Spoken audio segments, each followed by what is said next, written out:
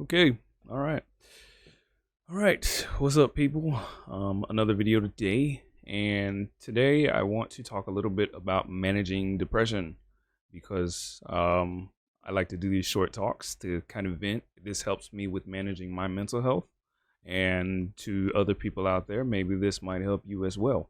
If you are somebody that is having trouble with managing your depression, or if you get a lot of anxiety, you freak out a lot, just here to let you know it is a normal thing and you are not the only one out there. And here is my experience and how I cope with it. So, first of all, about 3 years ago, that was 3.5 years ago. That's probably when the height of my depression was. And I dealt with it in no way, shape, or form that was healthy for anyone. I just kind of said, I'm just going to suck it up, bottle it up inside, talk to a couple of people here and there, whatever. But then I decided about a year and a half later that I wanted to actually go get professional help for it and to see somebody, to see a doctor. So that would probably be my first recommendation. Does it work for everybody? No, but you are not, and I think this is something that I needed to figure out for myself. I needed to figure this out, and I want to share that with you. I'm not qualified to diagnose myself. I'm not qualified to heal myself, and I'm not qualified to take on all of this by myself. So that was the first thing that I did. And that was the first real thing that I did to actually treat my depression.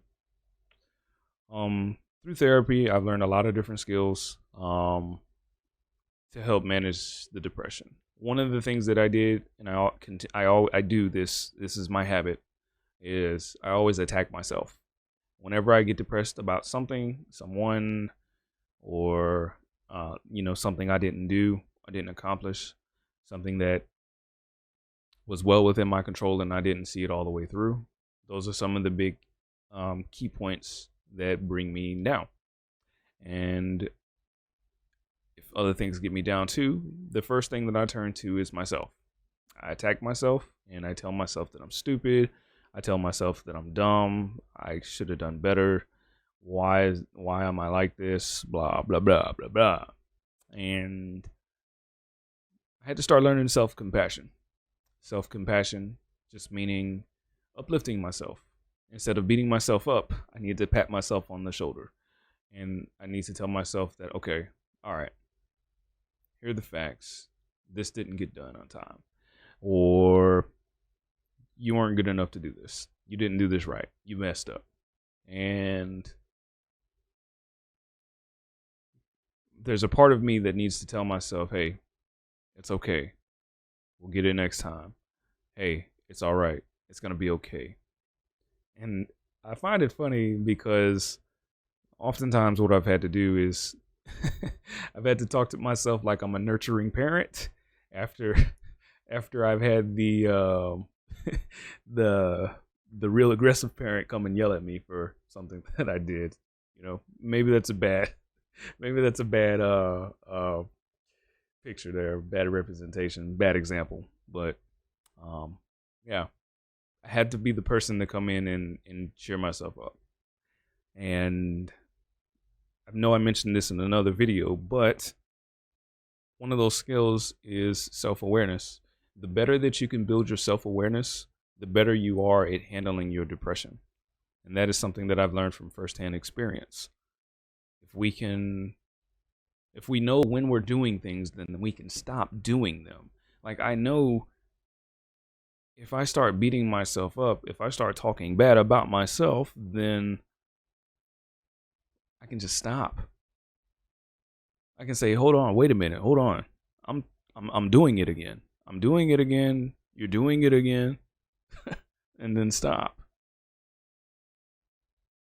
Or at the very least, just slow down, take a deep breath, and think about what you're doing. Self-awareness, I cannot explain this to you enough, is the biggest tool that you can have for your mental health.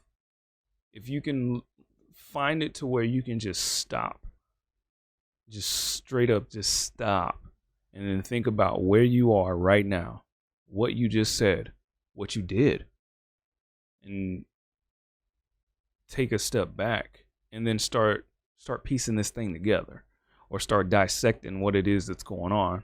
I think it's, I don't even think, I know that is the biggest tool with mental health, with self-discipline, with all of this, with success. It's kind of like, it's the foundation. It is the foundation. When I'm depressed, when I go through my depressed episodes, I go through a pattern of thinking negatively. I go through a pattern of not feeling good, and I feel bad about myself, and I talk bad to myself, and I blame everything on me. And then there comes a point where I stop and I say, what did I just say to myself? I said this. This isn't true. This isn't me. And from there, I start to backtrack and I start to understand what the root of the problem is. And I understand, okay, if it wasn't in my control, then let it go, let it be. If it was in my control, then I can do better next time.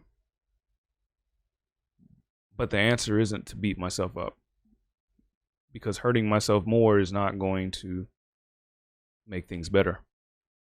And the point of this reflection, of this self-awareness, is to start healing.